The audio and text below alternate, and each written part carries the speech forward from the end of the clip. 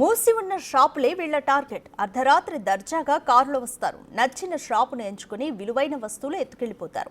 అనుమానం రావద్దని వీళ్లతో ఓ యువతిని వెంట పెట్టుకెళ్తారు. వరుస దొంగతనాలకు పాల్పడుతున్న 6 నిందితులను ఎట్టకేలకు పట్టుకున్నారు తూర్పుగోదావరి జిల్లా దేవరపల్లి పోలీసులు.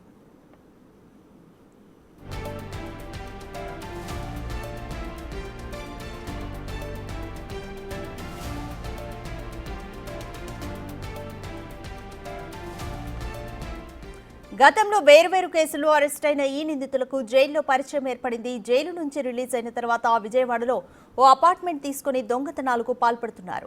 3 బృందాలుగా ఏర్పడి నిందితులను పట్టుకున్నామన్నారు ఎస్ఐ నాయక్. వీరి నుంచి 5 లక్షల విలువైన కెమెరాలు, ల్యాప్టాప్స్, హార్డ్ డిస్కులు స్వాధీనం చేసుకున్నారు.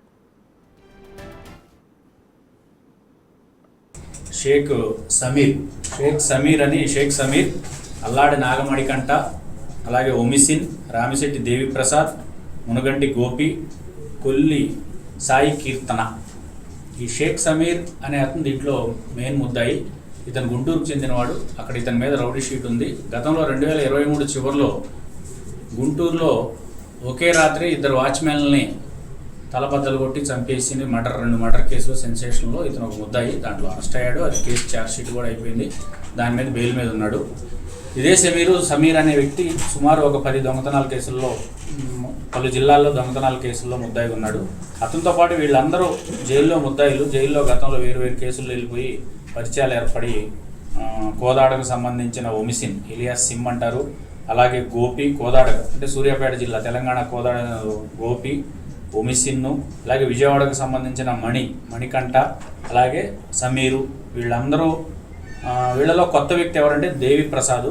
ఈ దేవిప్రసాద్ అనే వ్యక్తి నోవాటెల్లో హోటల్ మేనేజ్మెంట్ ట్రైనింగ్లో ఉన్నారు. వీళ్ళందరూ విజయవాడలో ఒక అపార్ట్మెంటు రెంట్కి తీసుకొని అక్కడ ఉండి ఇటీవల కాలంలో ఒక కారు కూడా రెంట్కి తీసుకొని విజయవాడ సిటీలో ఆధార్ కార్డు ఇస్తే అడ్రస్ తీసుకొని కారు రెంట్కి ఇస్తారు. ఏదో సరదాగా తిరుగుతున్నాం అని చెప్పి కారు రెంట్కి తీసుకొని ఈ దొంగతనాలకు ఉపయోగిస్తున్నారు.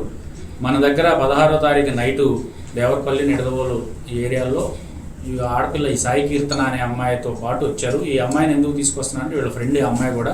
ఎవరైనా పోలీసులు ఆపినా ఆడపిల్ల ఉంటే డౌట్ రాదు, ఏదో ఫ్యామిలీ అనుకుంటారు, అన్నదమ్ములు అనుకుంటారు, దొంగలు అనుకోరనే ఉద్దేశంతో ఆడపిల్లను కూడా ఈ ముఠాలో మాట్లాడుకొని తీసుకురావడం జరిగింది.